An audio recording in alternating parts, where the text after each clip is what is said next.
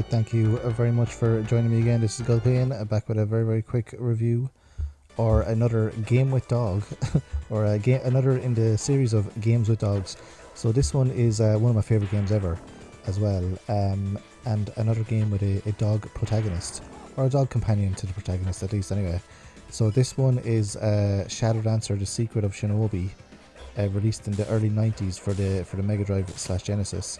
And this one is a port of an arcade game, but this game is far superior to the arcade, I think anyway.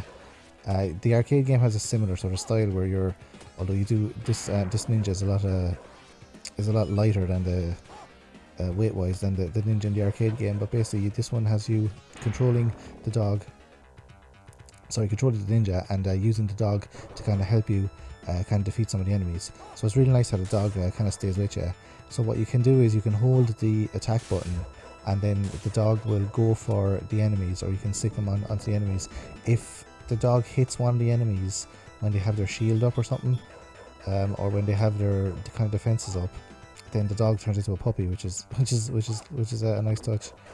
So it's not really necessary to use the dog. When I play the game, I don't really use the dog that much, but I still really like having the dog beside you, because there's not that many games with like kind of animal companions that are, you know, like a really sort of kind of really good part of the game, or really like important part of the game. It's difficult to find games like that. There's a lot of games with sort of animal companions or with dogs, but you don't use the dog that much.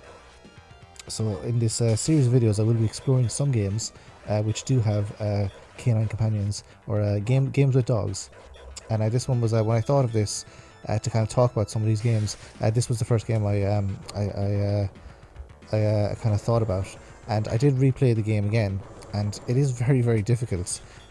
This game, particularly when you're trying to play it like with a kind of a non Mega Drive joypad. For some reason, I don't know why, I'm kind of very used to using the Mega Drive joypad for this game.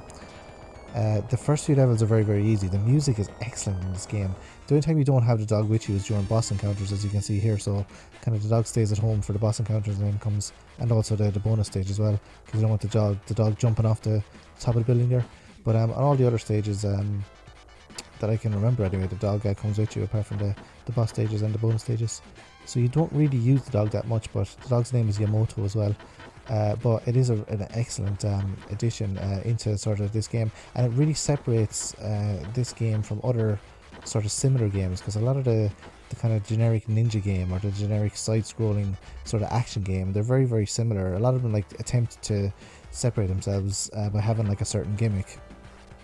Like another one comes to mind is Alicia Dragoon, you know, that has the kind of dragon companions, whereas a lot of them are sort of like from the kind of the NES Master System era into the Mega Drive Super Nintendo era, the 2D side-scrolling kind of action games. They're very similar. So this one like very much sticks out, not only because of the graphics and the amazing music, but also I think anyway the addition of Yamoto the dog, which really just kind of, I don't know, it's just something about it. Having the dog with you while you're murdering all these people kind of makes the game a little bit better. So I did replay the game. I don't like that where the dog jumps off, poor dog, but he just comes back straight away anyway, so it's great. He's immortal. So fantastic game. If you haven't played this game, I don't know what you're doing. Go out and try it right now. You play it on an online emulator as well. There is a bit of a difference between which I found interesting, was a bit of a difference between the box art for the American version, the European version, and the Japanese version. The Japanese box art is way better, as you can see here.